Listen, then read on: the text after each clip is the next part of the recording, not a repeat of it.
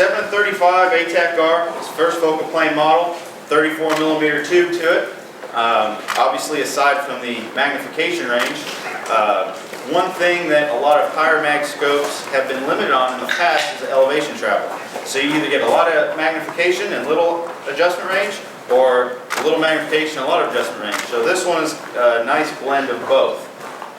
Has 100 minutes of travel to it, or roughly the rough equivalent in mils, 28, 29, 30 mils. Has a side parallax adjustment, obviously, 10 meters to infinity. So close focus, whether it's dry fire at home, putting on a rim fire, close range stuff at a PRS match. A nice feature about this scope is the generous field of view to it, even with a 7-35. For a lot of the stuff that we're going to shoot at here, there may be a few shots you'll shoot up 30, 35 power, but even in that, what I call kind of the happy zone, between about 12 and 20 power, which is where a lot of shooters end up with in the field, because it's balance and magnification field of view. Very generous field of view, so you're not looking through a straw down range. It's got the standard ATACR feature set, so an integrated power throw lever. It's got the locking diopter, a cap windage, which you can remove and run as an external. It is waterproof with the cap off. Digital illumination, comes flip up caps on, has a zero stop adjustment to it. So it's got all the bells and whistles. We're very excited about this one. It's going to release initially with the MIL-R, MOIR, and Tremor 3 reticles, with others to be in the works. We are going to release it at SHOT Show.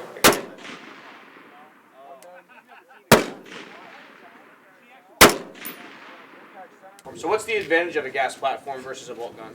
Efficiency. It's faster, right? It's faster, it's more efficient, it requires less movement on the user's standpoint to operate that weapon system quickly, right? What's the downside? Moves a lot. It moves a lot, right? Why does it move a lot? Because it's a machine. Because it's a machine, there's more moving. This guy's done this before. So there's more moving parts, right? When we have more moving parts, things operate differently, and the user has to operate differently. Why are gas gun platforms inherently, and we're talking at a very basic level, less accurate than bolt gun platforms? Because shooters can't shoot them. Because shooters can't shoot them, and that's generally because there's more moving parts, there's more things happening. Frank hit the nail on the head. Most people that we get to control. Yeah, it's everything is magnified when we're running gas platforms versus bolt gun platforms. You got to think about it. Think about what happens when you pull the trigger on a bolt gun. What happens? Firing pin goes forward, round goes boom, round goes down. 4 milliseconds, it's done. Yeah, how many recoil impulses do you have? One, right? When you fire a gas operated system, how many recoil impulses do you have? 3. Right? Because we have what? We have one that happens just like a bolt gun. When that round is fired, that round travels downrange with gases following it in front of it, and then we have that recoil impulse to the rear. What's recoil impulse number 2? Somebody besides these two guys. The bolt, right? So we have the bolt sliding back into our shoulder, right? And then we have the third recoil impulse, which is what? The bolt going back forward. So we have 2 to the rear, 1 to the front, right? That's a hell of a lot more going on over a longer period of time than just a standard bolt gun platform, right? Lock time's different, dwell time's different, all this so on and so forth. Gases are moving here, things are going on there. Ka-chunk, ka-chunk, ka-chunk versus pow, right? So it's very different. So everything that we do with the gas gun, we have to do more deliberate. Some of the best shooters around with bolt guns will get on a gas gun and flat out embarrass themselves because the gas guns, the bolt guns really baby us. You still have to execute fundamentals, but in order to drive gas guns properly, you have to do everything a little bit more deliberate, okay? So especially with follow-through, sight picture, body position, all these things remain almost exactly the same. We really want to make sure we're executing proper follow-through, proper trigger press, and things like that. This is the Nightforce carbon fiber tripod, 3-section compact model. Has a small micro ball head, and there's a lot of versatility built into this tripod, and I want to go over some of those features. One of the desirable things is to be able to mount a tripod as low as possible, and you can bring the legs out, but you see you have the center column section which is in the way. Well, with this, you can remove the ball head and mount this down into the leg section, removing your center column. That's going to allow you to reduce the signature of this tripod unit. As well, you can take the ball head off.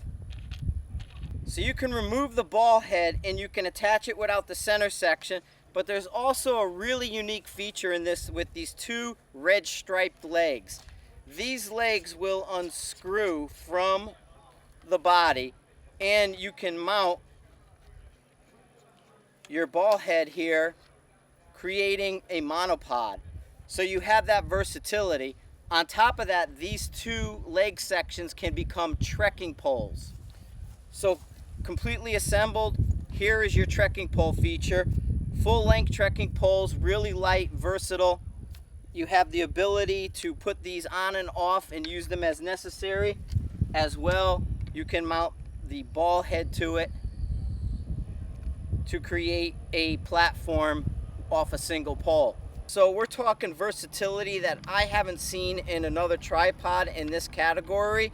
It's going to retail for about $400, and that's a carbon fiber solution that gives the end user a ton of versatility. So look for the Nightforce tripod carbon fiber coming soon.